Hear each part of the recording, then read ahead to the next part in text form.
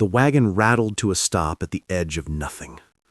Emma Hartley pressed her palm against the splintered wood, steadying herself as the desert stretched endlessly before her, a sea of red earth and sage that swallowed the horizon whole.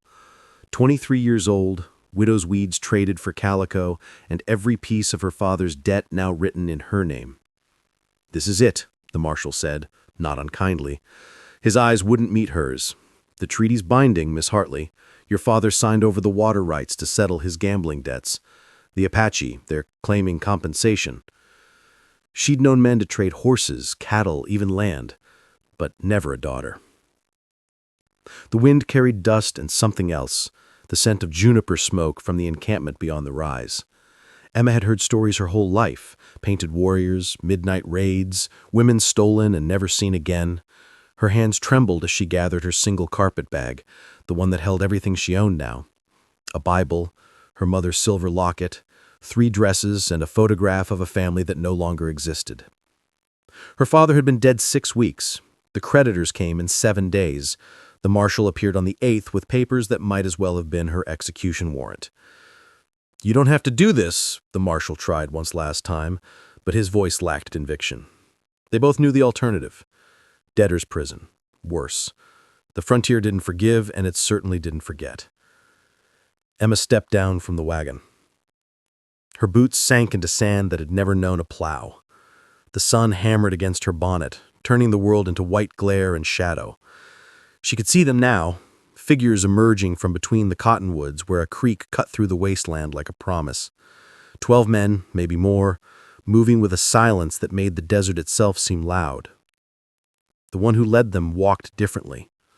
Taller than the rest, his hair bound with leather and a single eagle feather, he wore no war paint, just buckskin and silver, and eyes so dark they looked black until the sun caught them and revealed amber depths. His face could have been carved from the same stone as the mesa behind him, all clean angles and weathered endurance. He stopped 10 feet from her, said nothing. The marshal cleared his throat. "This is Emma Hartley. As agreed in the treaty settlement, she comes in place of the water rights her father—" "I can speak for myself," Emma heard herself say. Those amber eyes shifted to her fully then, measuring. She forced herself not to look away, even as her heart hammered against her ribs like a trapped bird. She'd been examined before, by bankers assessing her worth, by townsmen at her father's funeral counting the value of her grief. This felt different. He wasn't looking at what she owned or what she owed. He was looking at who she was. "Neshoba," the marshal said carefully. "This satisfies the territorial agreement. The water rights transfer back to her name once—" "Once what?" Emma interrupted. Her voice came out steadier than she felt. "Once I've paid enough? Once I've served my sentence?" She turned to the man called Neshoba. "What exactly did my father's cowardice buy? What am I to you?"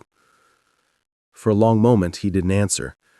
Then he spoke, his English careful and precise, touched with an accent that turned the words into something almost musical. "That we will both discover," he said quietly. He turned and walked back towards the encampment. Emma stood there, bag in hand, as the marshal's wagon creaked away behind her and the sun began its slow descent towards a horizon that held no promise of home. The women came first. 3 of them, emerging from the cluster of wickiups with the cautious grace of deer at a waterhole. The oldest had silver threading through her black braids. The youngest couldn't have been more than 14. They didn't speak, but their hands moved in quick gestures Emma couldn't read, a language written in air and intention. The silver-haired woman touched Emma's carpetbag, eyebrows raised. "It's all I have," Emma said, and hated how small her voice sounded. The woman nodded as if she understood, though she suspected comprehension went deeper than words. She was led through the camp, past fire circles and drying racks heavy with meat, past children who stopped their games to stare with frank curiosity, past men mending weapons who watched her with expressions she couldn't name. Neshoba's dwelling sat slightly apart from the others. The women brought her to a smaller wickiup beside it, dome-shaped, woven from willow and bear grass, smelling of earth and sweet smoke. Inside, blankets were piled on woven mats. A clay pot held water. Bundles of dried herbs hung from the frame, casting shadows that danced when the wind breathed through the entrance. It was more shelter than she'd expected, more kindless. The silver-haired woman placed Emma's carpet bag beside the mat and then pressed her palm to her own chest. "Desba," she said clearly. Then she pointed to Emma, waiting. "Emma." I touched my own heart. Emma Hartley. Desba repeated it, softening the sharp English edges into something that sounded almost like a song. Then she did something unexpected. She smiled. Brief as summer lightning, but unmistakable.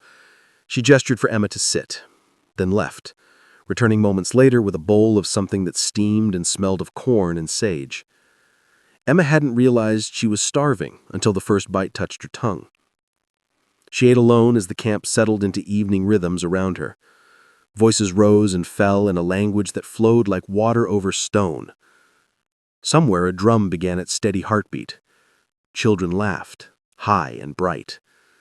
The normalcy of it shocked her more than anything else. These were families, people living lives that had nothing to do with the stories she'd been raised on.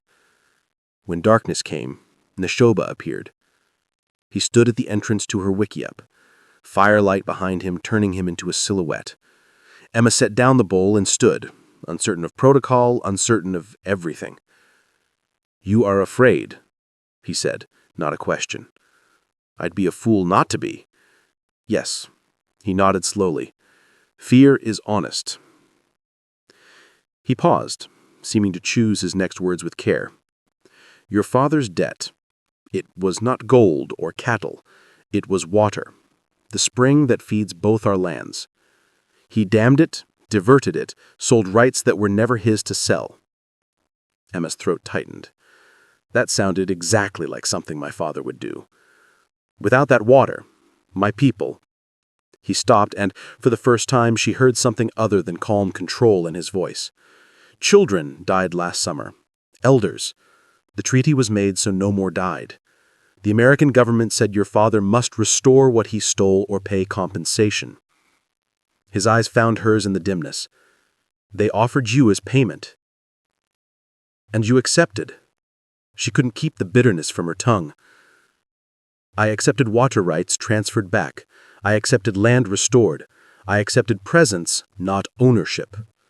He stepped closer, and she saw his face clearly now, the exhaustion etched around his eyes, the weight of too many decisions made with no good choices. "You are not property, Emma Hartley, but you are here, and we must decide what that means." "How long?" Emma whispered. "The treaty says 1 year. 12 months, 52 weeks, 365 days in a world that wasn't hers, among people who had every reason to hate what her father had done." "And then?" Emma asked. Neshoba's expression shifted, something too complex to name, crossing his features. "Then you choose." Morning came with the smell of mesquite smoke and the strange music of a camp awakening. Emma emerged from her wickiup to find Desba waiting, 2 other women with her. They brought her to the creek, the one her father had tried to steal, where water ran clear over smooth stones worn patient by time. The women gestured, miming washing, and Emma understood. They were giving her privacy, but also instruction. This is where we come. This is how we move through the day. She knelt at the edge of the water, splashing her face, and caught her reflection in a still pool. Pale as milk, her blonde hair already escaping its pins, she looked like a ghost in a land that had no use for ghosts. When she returned to camp, Desba handed her a bowl of ground corn and began showing her how to make flatbread over hot stones. The work was meditative. Mix, pat, turn, watch. The young girl who Emma learned was called Kiona giggled at her first attempts, which came out lopsided and burned. But Desba only nodded and showed her again. Neshoba appeared near midday, leading a paint horse. He stopped at the edge of the work area where the women gathered, and his eyes found Emma's. "Come," he said simply. Emma slashed at Desba, who made a small gesture that seemed to mean permission or encouragement or perhaps just inevitability. She followed him beyond the camp's edge to where the land opened into sweeping views of red rock formations that looked like cathedrals built by ancient gods. He handed her the horse's lead. "You know horses?" he asked. "My father had a mare. Before he gambled her away too." "Yes." "Good. This is Dakota. He is strong but gentle. You will need him if you are to learn this land." "Learn it?" Emma ran her hand along the neck of the horse, feeling solid muscle and warm life beneath her palm. "You cannot live in a place you do not understand." Neshoba swung onto his own horse with fluid grace. "And understanding begins with seeing." They rode for an hour, maybe more. He showed her the boundaries of what he called their winter range, the places where water collected in rock hollows, the groves where piñon nuts would be gathered come fall. "She is here," Neshoba replied in English, his accent more pronounced than usual, as if he were choosing to emphasize his difference. "Under treaty protection." "Treaty protection?" The lieutenant barked a laugh. "That's a interesting way to describe kidnapping." "I wasn't kidnapped," Emma heard herself say. Every eye turned to her as she rose, pulling free of Desba's grip. Her voice came out steadier than she felt. "I'm here under the terms of a legal settlement." The lieutenant's gaze raked over her, taking in her sun-darkened skin, the Apache-style overdress Desba had helped her fashion over her own clothes, the fact that her hair hung in a single braid instead of proper pins. "Miss Hartley, you're clearly under duress. We've been authorized to secure your release and return you to proper civilization." "I'm not under duress, Lieutenant. I'm under obligation." "An obligation no Christian woman should be forced to honor." His hand moved to rest on his sidearm. "These savages can't just—" "These people," Emma interrupted, her voice sharp enough to cut, "are the ones my father wronged. These people are the ones who, by law and treaty, have every right to demand restitution." She took 3 steps forward, positioning herself between the Shoba and the mounted soldiers. "And these people have shown me more honor in 3 weeks than many so-called civilized men showed me in 23 years." The silence that followed was electric. The lieutenant's jaw worked as he struggled between duty and disgust. "You're choosing to stay with them freely?" Emma thought about the question, thought about Desba's patient teaching, Kiona's bright laughter, the way Neshoba showed her the land as if it were a gift worth giving, thought about the small wickiup that had become something like safety, and the way fear had been slowly, carefully being replaced by something she didn't have a name for yet. "I'm honoring the agreement made in my name," she said carefully. 1 year. That was the term. I've served less than a month. "And if I order you to come with us now—" Neshoba moved then, stepping forward until he was level with Emma. Not in front of her, she noticed, beside her. "Then you break treaty," he said quietly, "and we return to war. Is that what your colonel wants, Lieutenant? More blood over water and broken promises?" The lieutenant's horse danced sideways, sensing its rider's tension. Behind him, the other soldiers shifted uncomfortably. They were outnumbered, Emma realized, and perhaps more importantly, they knew they were in the wrong. "I'll be reporting this," the lieutenant finally said. "They'll want proof you're here of your own will." "Then tell them I said this." Emma's voice didn't waver. "Tell them Emma Hartley is keeping her word, even if her father couldn't. Tell them some debts have to be paid with more than gold." The soldiers left in a cloud of dust and muttered curses. When they were gone, Emma found she was shaking. Neshoba's hand touched her shoulder, briefly, carefully. "You made an enemy today," he said. "I made a choice," Emma corrected. In the firelight that evening, she caught Desba watching her with something new in her eyes, something that looked almost like respect. The sky turned green 3 days after the soldiers left. Emma had learned to read weather in her time here, the way birds went silent before rain, how the wind changed direction and carried the smell of distant water. But this was different. The air itself felt wrong, pressing down like a hand on her chest, and the horizon darkened to a bruise purple that made her teeth ache. "Storm," Neshoba said, appearing at her side as she stood staring at the approaching wall of cloud. "Bad one." The camp erupted into controlled chaos. Women secured wickiups, driving stakes deeper, lashing supports with wet rawhide that would shrink tight. Men brought in horses, checked weapons against rust, sealed food stores. Emma found herself swept into the work, helping Desba drag heavy water vessels under cover, securing baskets of dried goods, weighing down anything that might become a missile in high wind. The first drops fell like stones. Within minutes, the world disappeared, behind a curtain of water so thick Emma couldn't see 10 feet. Thunder cracked close enough to rattle her bones. Lightning turned everything to stark shadows and blinding white. The wind screamed, tearing at the wickiup coverings, seeking entry with fingers that howled and clawed.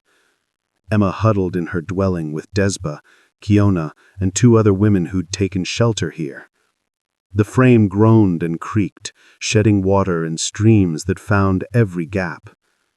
Outside, the sound was apocalyptic, wind and rain and thunder competing to see which one could be more terrifying. Then Kiona started coughing. At first it seemed like nothing. The child had swallowed water wrong, perhaps, or breathed dust. But the coughing continued, worsening, and Emma saw Desba's expression shift to alarm. The girl's breathing came in wheezes, her lips taking on a blue tinge even in the dim light. "She needs help," Emma said urgently.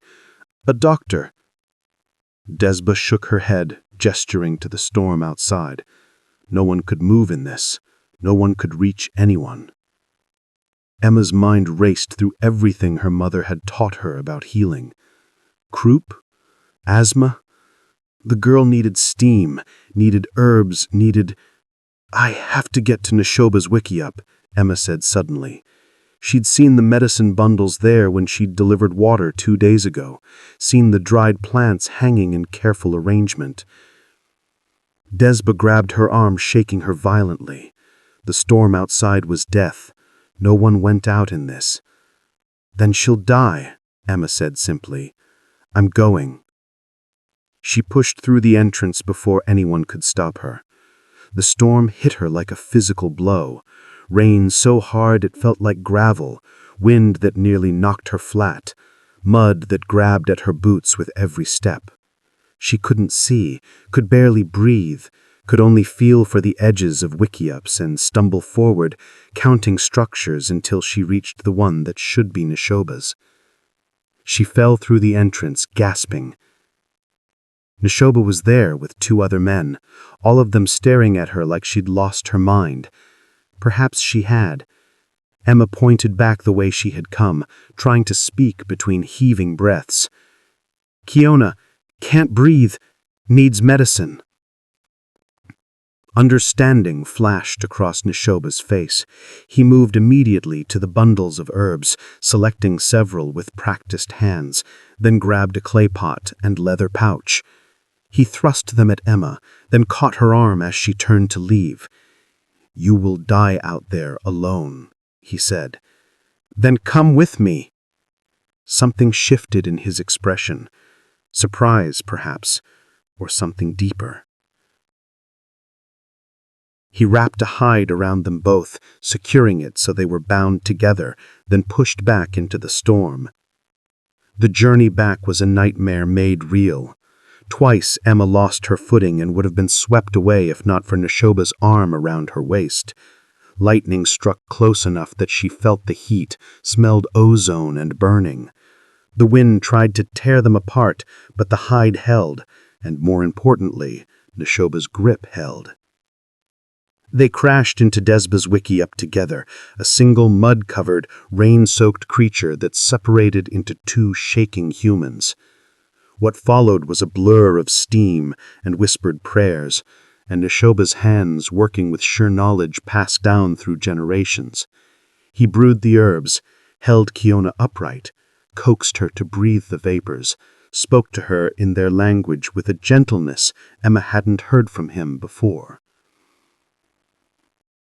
Slowly, agonizingly slowly, the girl's breathing eased. The storm raged for 6 more hours. Emma sat pressed against the curved wall of the wickiup, Neshoba beside her, both of them watching Kiona sleep peacefully at last. Their shoulders touched, neither moved away. "You could have died," he said quietly, his voice barely audible over the diminishing rain. "So could she."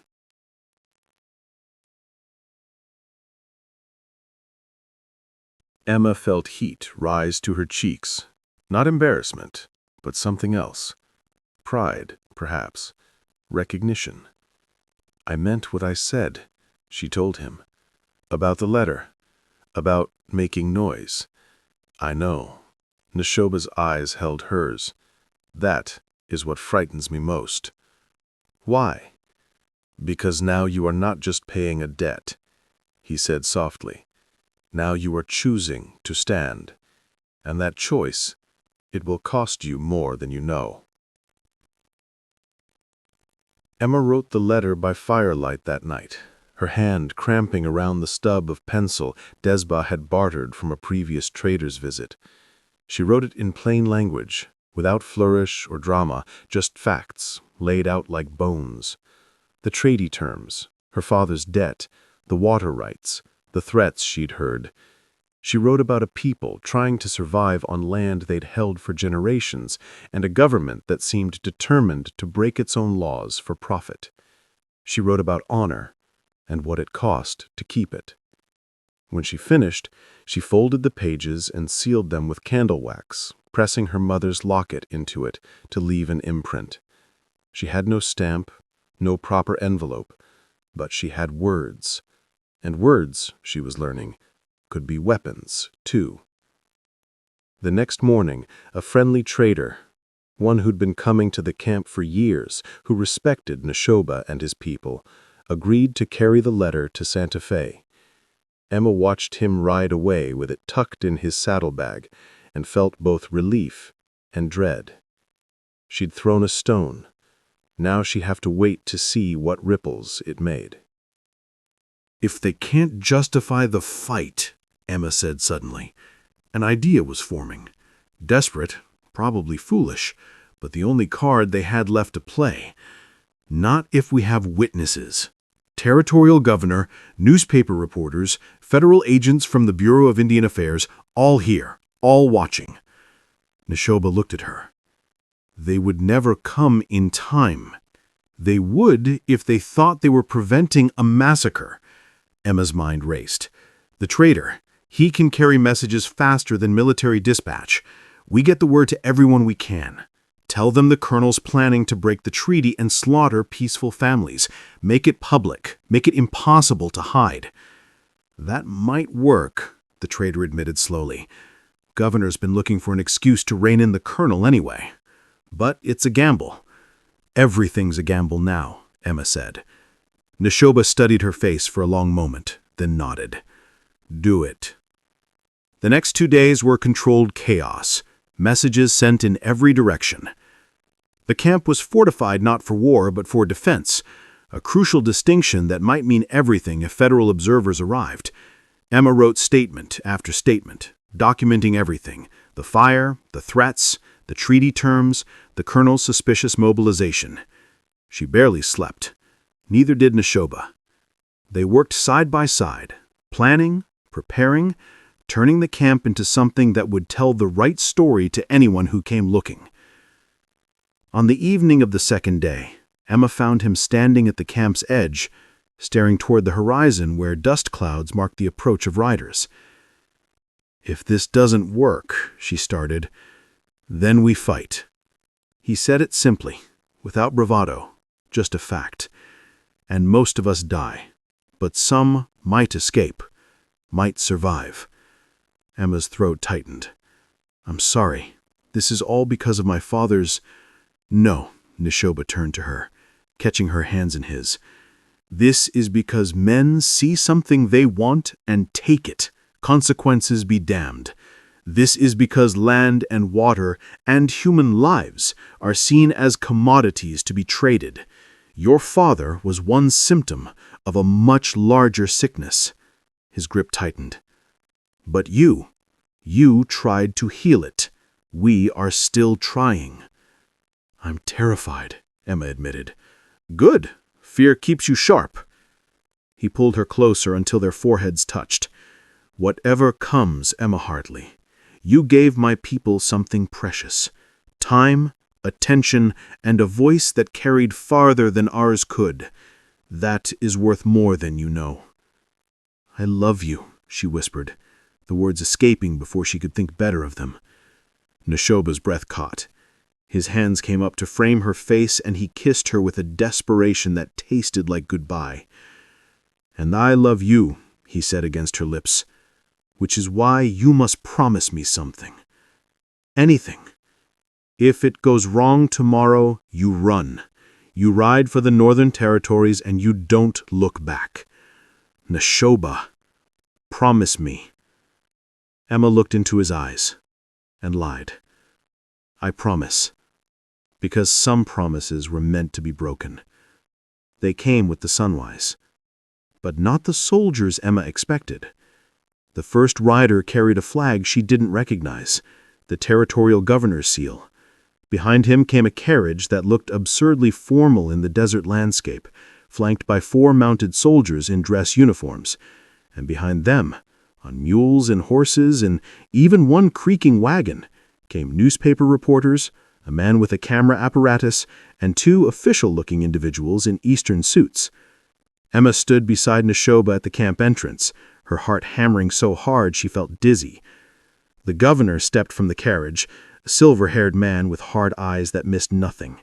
He surveyed the burned dwellings, the defensive positions that weren't quite hidden.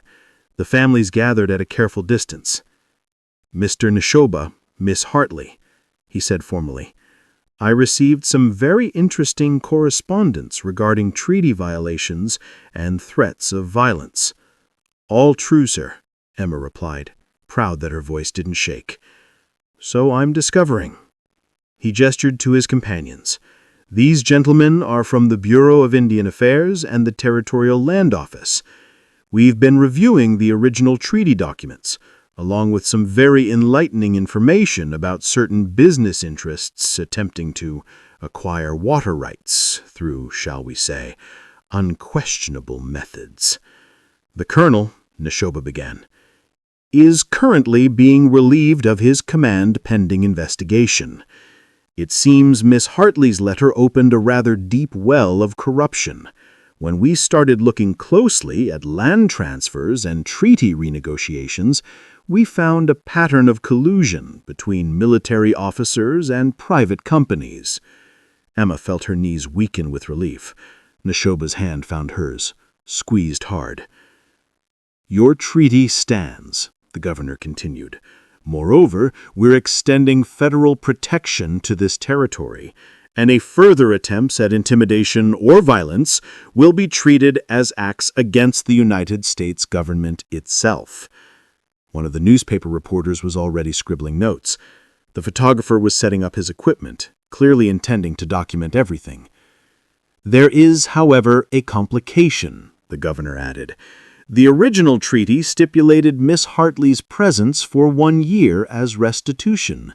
That term expires in—" he consulted a paper, "3 months, at which point the water rights revert to shared management between your people and the Territorial Trust." Emma's chest tightened. 3 months. Just 3 months left. "Unless," the governor said slowly, "unless alternative arrangements are made. The treaty allows for permanent settlement of the debt through other means. Marriage, for instance, between parties would fulfill the reconciliation clause while ensuring continued cooperation over the water resources. The words hung in the air. Emma felt every eye turn toward her and Neshoba, felt the weight of expectation, of political convenience, of a solution being handed to them wrapped in bureaucratic language.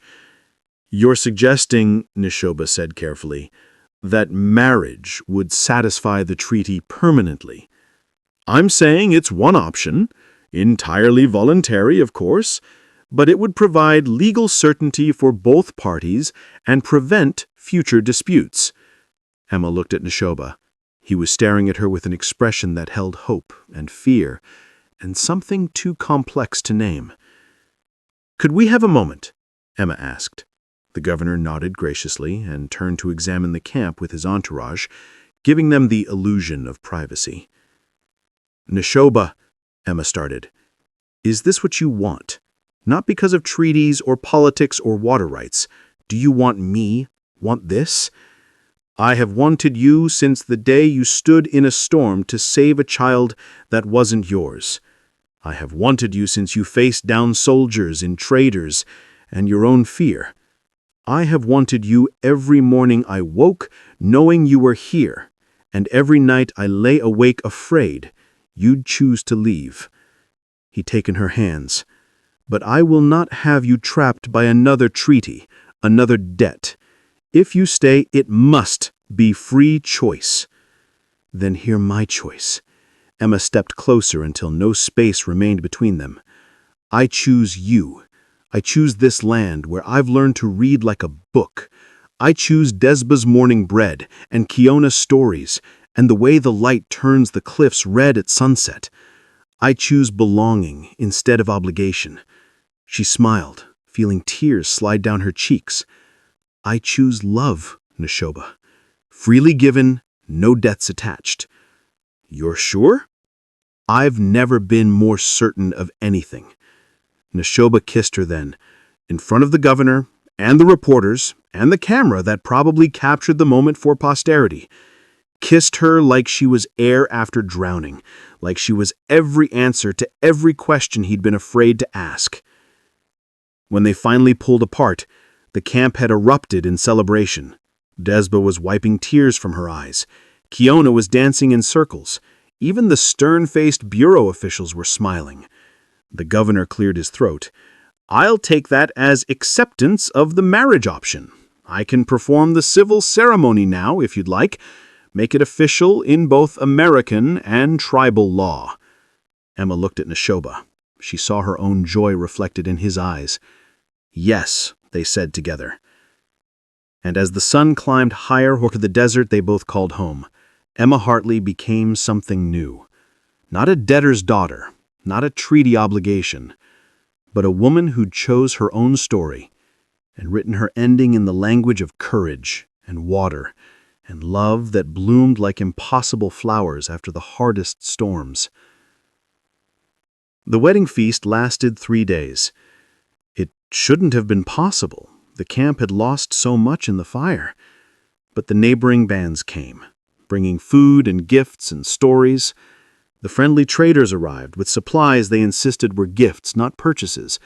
Even a few settlers from the distant homesteads came, awkward but sincere, bringing what they could spare.